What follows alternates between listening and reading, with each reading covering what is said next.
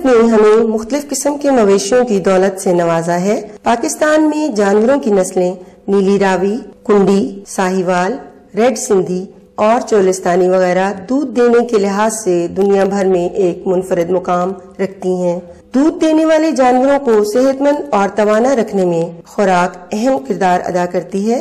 گائے بھینسوں کی پیداوار کا 70% انحصار اچھی خوراک پر ہے۔ ڈیری فارمرز ہمیشہ زیادہ دودھ دینے والی گائے اور بھینسیں خرید کر لاتے ہیں، مگر متوازن خوراک اور صحتی نگہداشت کا مناسب بندوبست نہ ہونے کی وجہ سے ان سے حسب توقع پیداوار اور منافع نہیں لے سکتے۔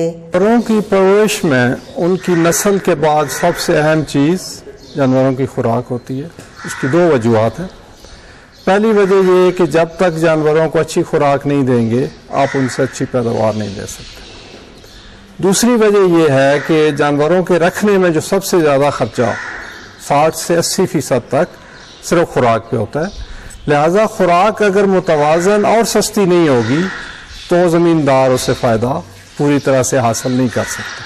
تو اس لحاظ سے خوراک کی اہمیت تو آپ پہ واضح ہوگی۔ تو ایک کمرشل ونڈا جات جس کو ہم نے ریسرچ کر کے اسٹیبلش کی ہے، ان ونڈا جات میں ہم 10، 12، 14 چیزیں استعمال کرتے ہیں جو اس کو زیادہ بیلنس کر لیتا ہے، اور ساتھ ساتھ وہ چونکہ اس میں انڈسٹریل بائی پروڈکٹس استعمال ہوتی ہیں وہ سستا بھی پڑتا ہے۔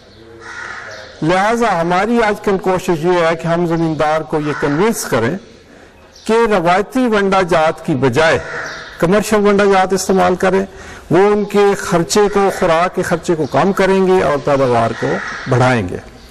چارہ جات جانور کا پیٹ تو بھر لیتے ہیں، لیکن اکثر چارہ جات ایسے ہیں جن صرف اگر ان کو کھلایا جائے تو جانور سے پوری پیداوار حاصل نہیں کر سکتے۔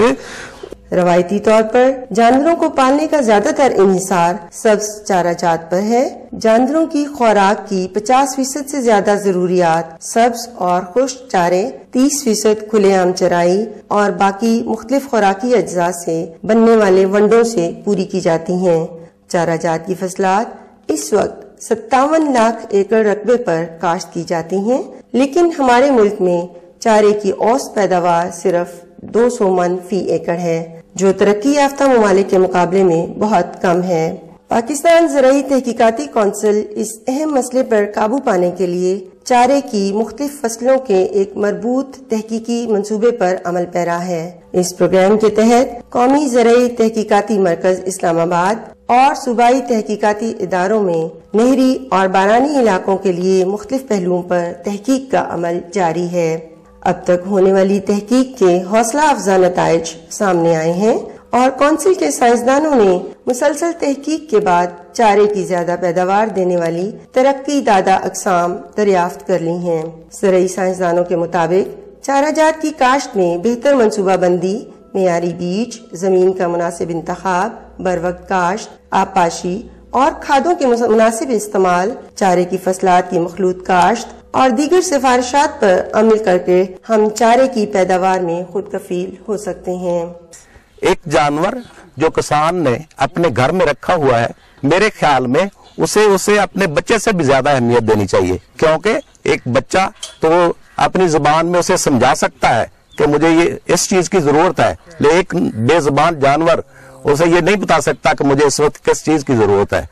تو کسان کو اتنا سمجھدار اور وائز ہونا چاہیے کہ وہ اس کی ضروریات کا پورے طریقے سے خیال رکھے، اسے کیا چاہیے، کس وقت چاہیے اور کس کوانٹٹی میں چاہیے۔